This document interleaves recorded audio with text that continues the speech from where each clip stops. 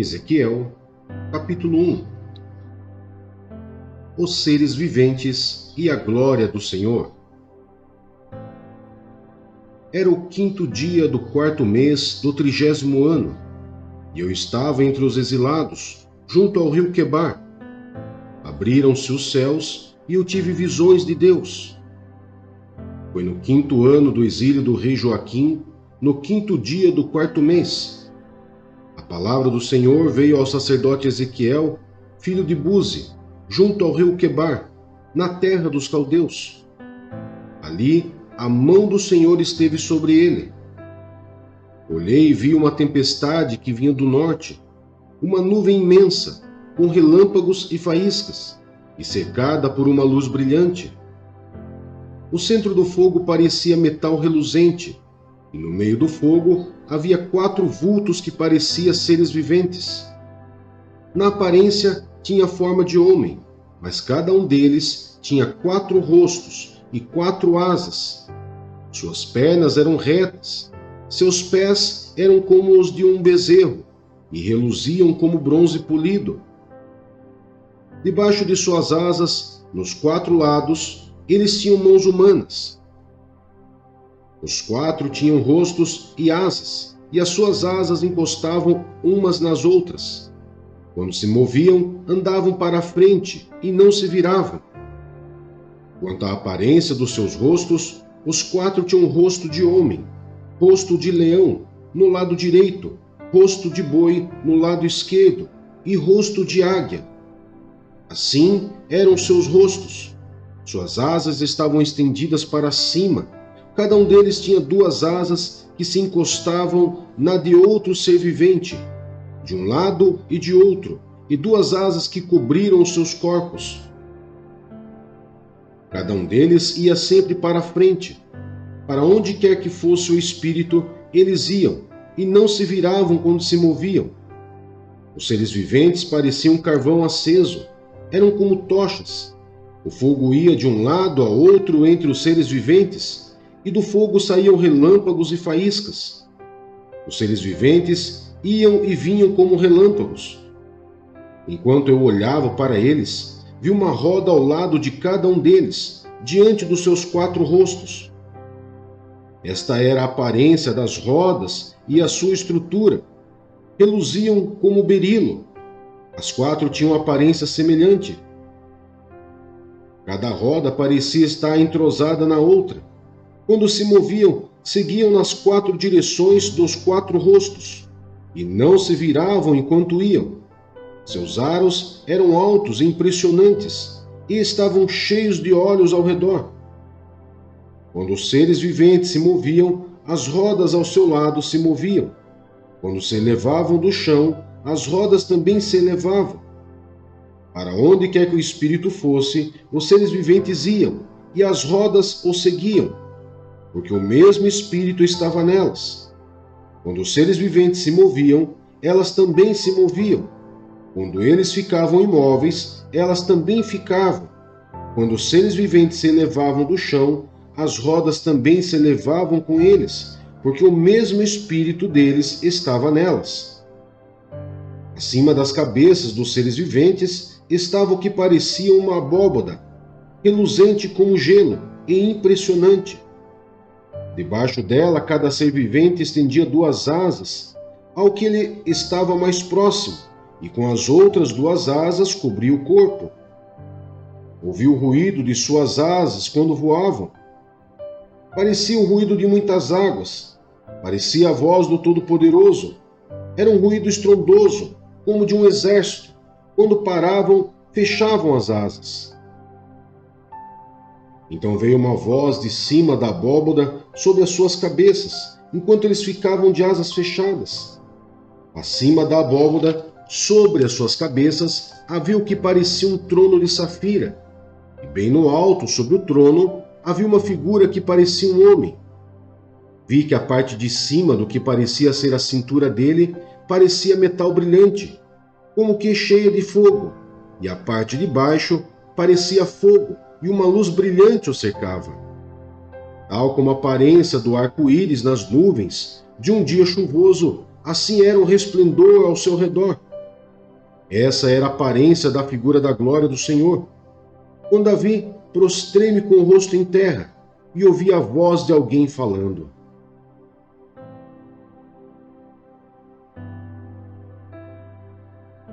Primeira Samuel, capítulo 17. Davi e Golias. Os filisteus juntaram suas forças para a guerra e se reuniram em Socó de Judá e acamparam em Éfes-Damim, entre Socó e Azeca.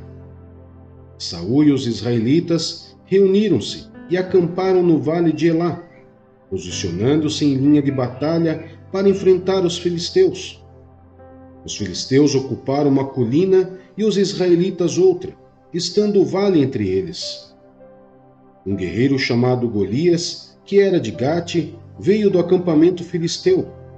Tinha 2,90 metros de altura. Ele usava um capacete de bronze e vestia uma couraça de escamas de bronze, que pesava 60 quilos. Nas pernas, usava caneleiras de bronze e tinha um dardo de bronze pendurado nas costas.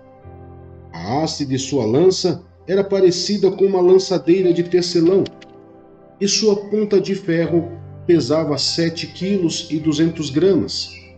Seu escudeiro ia à frente dele. Golias parou e gritou às tropas de Israel: Por que vocês estão se posicionando para a batalha? Não sou eu um filisteu, e vocês os servos de Saul? Escolham um homem para lutar comigo. Se ele puder lutar e vencer-me, nós seremos seus escravos. Todavia, se eu o vencer e o puser fora de combate, vocês serão nossos escravos e nos servirão. E acrescentou: Eu desafio hoje as tropas de Israel. Mande-me um homem para lutar sozinho comigo. Ao ouvirem as palavras do filisteu, Saul e todos os israelitas ficaram atônitos e apavorados. Davi era filho de Jessé, o efrateu de Belém de Judá. Jessé tinha 8 filhos e já era idoso na época de Saul. Os 3 filhos mais velhos de Jessé tinham ido para a guerra com Saul: Eliabe, o mais velho, Abinadab, o segundo, e Samá, o terceiro. Davi era o caçula. Os 3 mais velhos seguiram Saul, mas Davi ia ao acampamento de Saul e voltava para apacentar as ovelhas de seu pai em Belém. Durante 40 dias, o filisteu aproximou-se de manhã e de tarde e tomou posição. Nessa ocasião, Jessé disse ao seu filho Davi: Pegue uma arroba de grãos tostados e 10 pães e leve-os depressa a seus irmãos no acampamento. Leve também esses 10 queijos ao comandante da unidade deles. Veja como estão seus irmãos e traga-me alguma garantia de que estão bem. Eles estão com Saul e com todos os homens de Israel no vale de Elá, lutando contra os filisteus. Levantando-se de madrugada, Davi deixou o rebanho com outro pastor. Pegou a carga e partiu, conforme Jessé lhe havia ordenado. Chegou ao acampamento na hora em que, com o grito de batalha, o exército estava saindo para as suas posições de combate. Israel e os filisteus estavam se posicionando em linha de batalha, frente a frente. Davi deixou o que havia trazido com o responsável pelos suprimentos e correu para a linha de batalha para saber como estavam seus irmãos. Enquanto conversava com eles, Golias, o guerreiro filisteu de Gate, avançou e lançou seu desafio habitual. E Davi o ouviu. Quando os israelitas viram o homem, todos fugiram cheios de medo. Os israelitas diziam entre si: Vocês viram aquele homem? Ele veio desafiar Israel. O rei dará grandes riquezas a quem o vencer. Também lhe dará sua filha em casamento e isentará de impostos em Israel a família de seu pai. Davi perguntou aos soldados que estavam ao seu lado: O que receberá o homem que matar esse filisteu e salvar a honra de Israel? Quem é esse filisteu incircunciso para desafiar os exércitos do Deus vivo? Repetiram a Davi o que haviam comentado e lhe disseram: é isso que receberá o homem que matá-lo. Quando Eliabe, o irmão mais velho, ouviu Davi falando com os soldados, ficou muito irritado com ele e perguntou: por que você veio até aqui? Com quem deixou aquelas poucas ovelhas no deserto? Sei que você é presunçoso e que o seu coração é mau. Você veio só para ver a batalha. E disse Davi: o que fiz agora? Será que não posso nem mesmo conversar? Ele então se virou para o outro e perguntou a mesma coisa, e os homens responderam-lhe como antes. As palavras de Davi chegaram aos ouvidos de Saul, que o mandou chamar. Davi disse a Saul: ninguém deve ficar com o coração abatido por causa desse filisteu. Teu servo irá e lutará com ele. Respondeu Saul: você não tem condições de lutar contra esse filisteu. Você é apenas um rapaz, e ele um guerreiro desde a mocidade. Davi, entretanto, disse a Saul: teu servo toma conta das ovelhas de seu pai. Quando aparece um leão ou um urso e leva uma ovelha do rebanho, eu vou atrás dele, dou-lhe golpes e livro a ovelha de sua boca. Quando se vira contra mim, eu o pego pela juba e lhe dou golpes até matá-lo. Teu servo pode matar um leão e um urso. Esse filisteu incircunciso será como um deles, pois desafiou os exércitos do Deus vivo. O Senhor que me livrou das garras do leão e das garras do urso, me livrará das mãos desse filisteu. Diante disso, Saul disse a Davi: vá, e que o Senhor esteja com você. Saul vestiu Davi com sua própria túnica, colocou-lhe uma armadura e lhe pôs um capacete de bronze na cabeça. Davi prendeu sua espada sobre a túnica e tentou andar, pois não estava acostumado com aquilo. E disse a Saul: não consigo andar com isto, pois não estou acostumado. Então tirou tudo aquilo, e em seguida pegou seu cajado, escolheu no riacho 5 pedras lisas, e colocou-as na bolsa, isto é, no seu alforje de pastor. E com sua tiradeira na mão, aproximou-se do filisteu. Enquanto isso, o filisteu, com seu escudeiro à frente, vinha se aproximando de Davi. Olhou para Davi com desprezo, viu que era só um rapaz ruivo e de boa aparência, e fez pouco caso dele. Disse ele a Davi: por acaso sou um cão para que você venha contra mim com pedaços de pau? E o filisteu amaldiçoou Davi, invocando seus deuses, e disse: vem aqui, e darei sua carne às aves do céu e aos animais do campo. Davi, porém, disse ao filisteu: você vem contra mim com espada, com lança e com dardos, mas eu vou contra você em nome do Senhor dos Exércitos, o Deus dos exércitos de Israel, a quem você desafiou. Hoje mesmo o Senhor o entregará nas minhas mãos. Eu o matarei e cortarei a sua cabeça.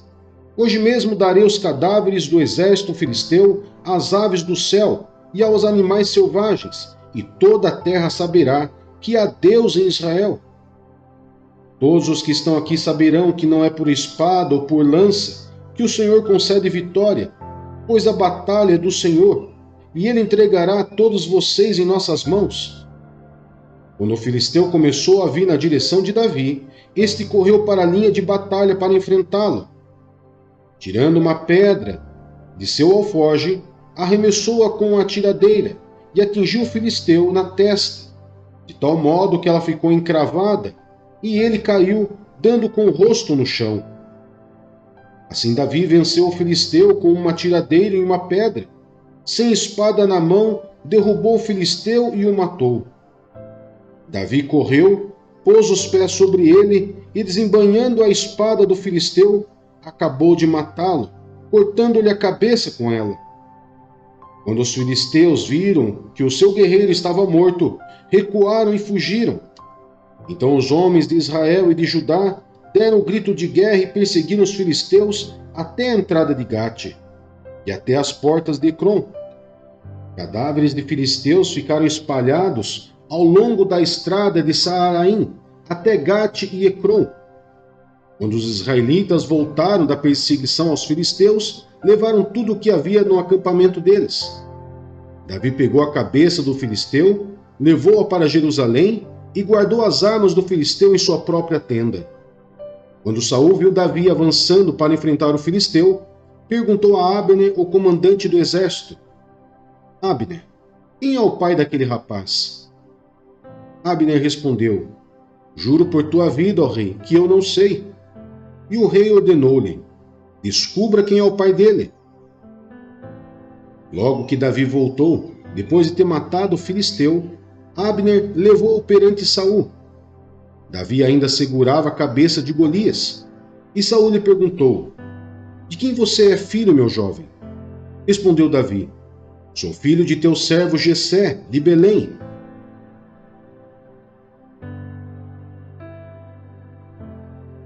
João, capítulo 6. A primeira multiplicação dos pães. Algum tempo depois, Jesus partiu para outra margem do mar da Galileia, ou seja, do mar de Tiberíades. E grande multidão continuava a segui-lo, porque viram os sinais milagrosos que ele tinha realizado nos doentes. Então Jesus subiu ao monte e sentou-se com seus discípulos. Estava próxima a festa judaica da Páscoa.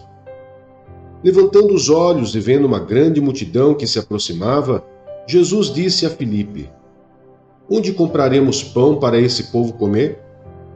Fez essa pergunta apenas para pô-lo à prova, pois já tinha em mente o que ia fazer.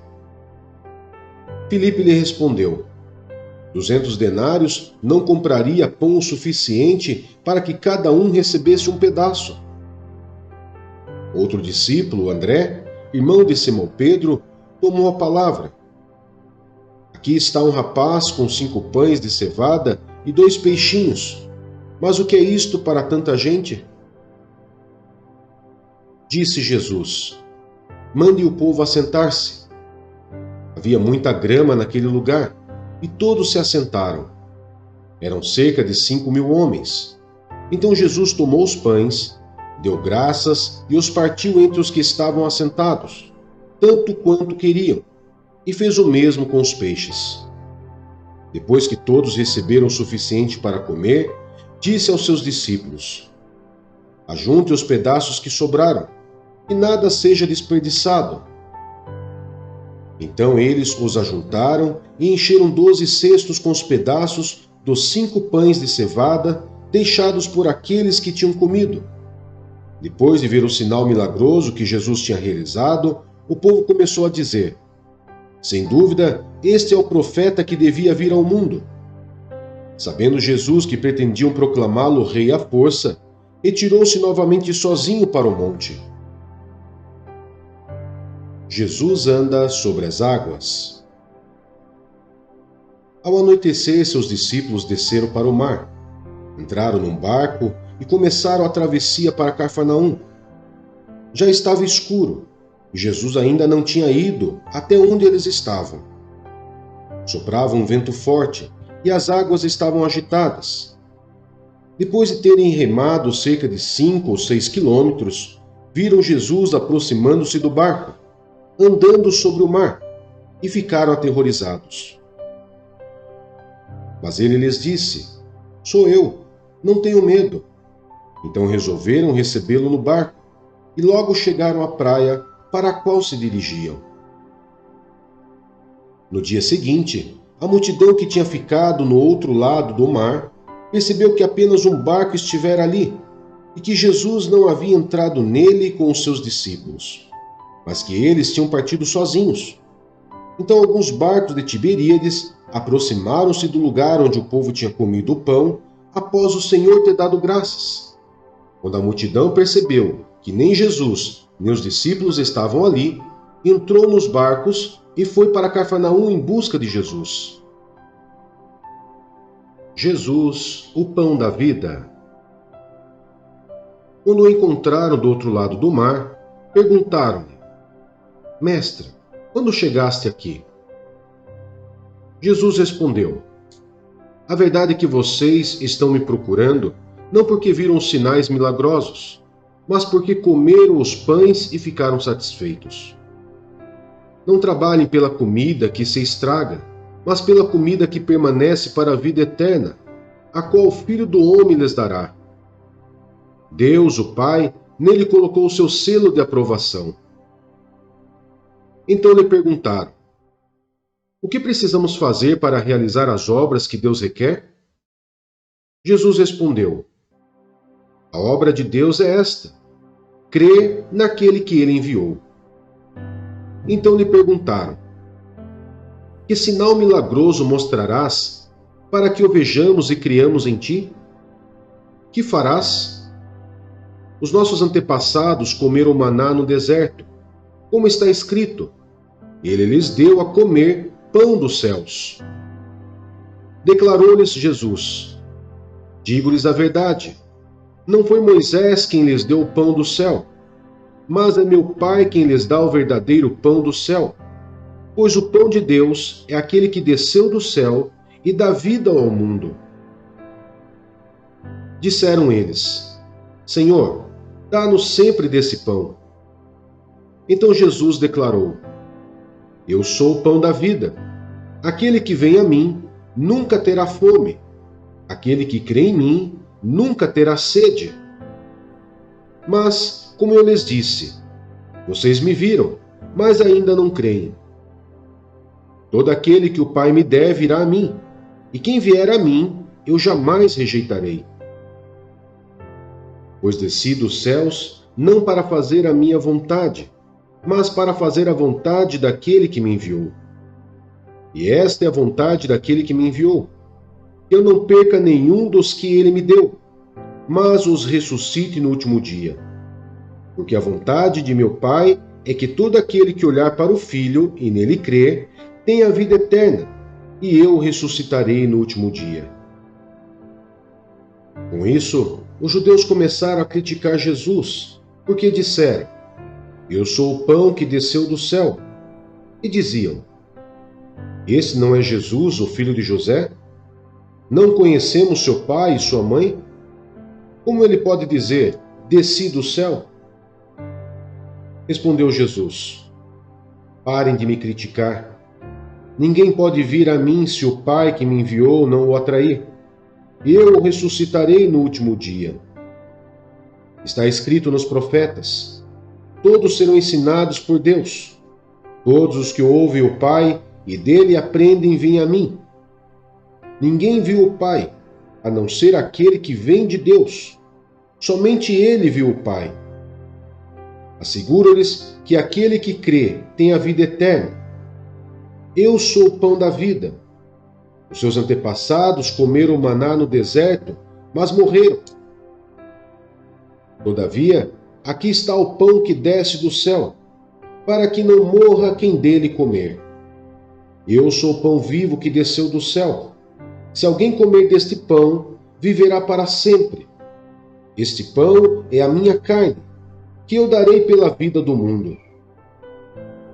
Então os judeus começaram a discutir exaltadamente entre si: como pode este homem nos oferecer sua carne para comermos? Jesus lhes disse: eu lhes digo a verdade. Se vocês não comerem a carne do Filho do Homem e não beberem o seu sangue, não terão vida em si mesmos. Todo aquele que come a minha carne e bebe o meu sangue tem a vida eterna, e eu o ressuscitarei no último dia. Pois a minha carne é verdadeira comida, e o meu sangue é verdadeira bebida. Todo aquele que come minha carne e bebe meu sangue permanece em mim e eu nele. Da mesma forma, como o Pai que vive me enviou e eu vivo por causa do Pai, assim aquele que se alimenta de mim viverá por minha causa. Este é o pão que desceu dos céus. Os antepassados de vocês comeram maná e morreram, mas aquele que se alimenta deste pão viverá para sempre. Ele disse isso quando ensinava na sinagoga de Cafarnaum. Muitos discípulos abandonam Jesus. Ao ouvirem isso, muitos dos seus discípulos disseram: dura é essa palavra. quem pode suportá-la? Sabendo em seu íntimo que os seus discípulos estavam se queixando do que ouviram, Jesus lhes disse: Isso os escandaliza? Que acontecerá se vocês virem o Filho do Homem subir para onde estava antes? O Espírito dá vida. A carne não produz nada que se aproveite. As palavras que eu lhes disse são espírito e vida.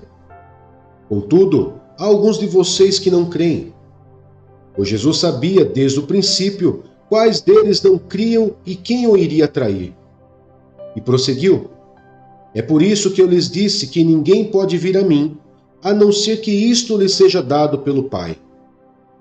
Daquela hora em diante, muitos dos seus discípulos voltaram atrás e deixaram de segui-lo. Jesus perguntou aos 12: Vocês também não querem ir? Simão Pedro lhe respondeu: Senhor, para quem iremos? Tu tens as palavras de vida eterna. Nós cremos e sabemos que és o Santo de Deus. Então Jesus respondeu: Não fui eu que os escolhi, os 12? Todavia, um de vocês é um diabo. Ele se referia a Judas, filho de Simão Iscariotes, que, embora fosse um dos 12, mais tarde haveria de traí-lo.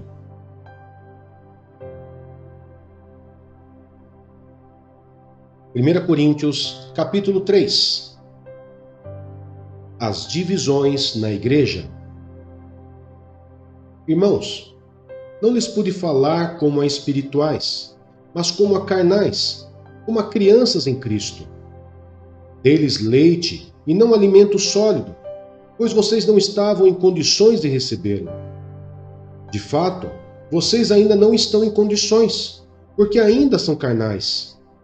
Porque, visto que há inveja e divisão entre vocês, não estão sendo carnais e agindo como mundanos? Pois quando alguém diz, eu sou de Paulo, e outro, eu sou de Apolo, não estão sendo mundanos? Afinal de contas, quem é Apolo? Quem é Paulo?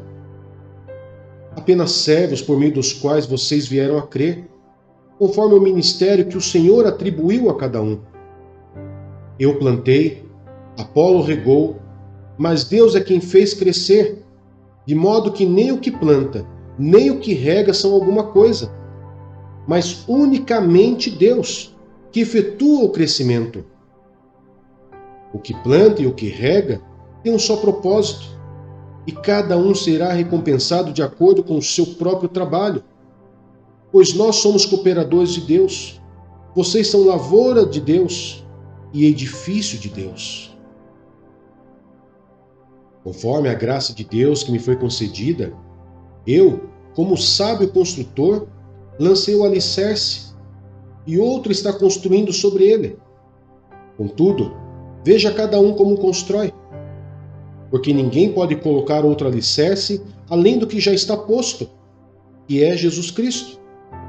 Se alguém constrói sobre esse alicerce usando ouro, prata, pedras preciosas, madeira, pena ou palha, sua obra será mostrada, porque o dia o trará à luz, pois será revelada pelo fogo, que provará a qualidade da obra de cada um. Se o que alguém construiu permanecer, esse receberá recompensa. Se o que alguém construiu se queimar, esse sofrerá prejuízo. Contudo, será salvo como alguém que escapa através do fogo. Vocês não sabem que são santuários de Deus e que o Espírito de Deus habita em vocês? Se alguém destruir o santuário de Deus, Deus o destruirá, pois o santuário de Deus, que são vocês, é sagrado. Não se enganem. Se algum de vocês pensa que é sábio segundo os padrões desta era, deve tornar-se louco, para que se torne sábio. Porque a sabedoria deste mundo é loucura aos olhos de Deus. Pois está escrito, Ele apanha os sábios na astúcia deles. E também, o Senhor conhece os pensamentos dos sábios e sabe como são fúteis. Portanto, ninguém se glorie em homens, porque todas as coisas são de vocês. Seja Paulo, seja Apolo, seja Pedro, seja o mundo, a vida, a morte, o presente ou o futuro. Tudo é de vocês. E vocês são de Cristo e Cristo de Deus.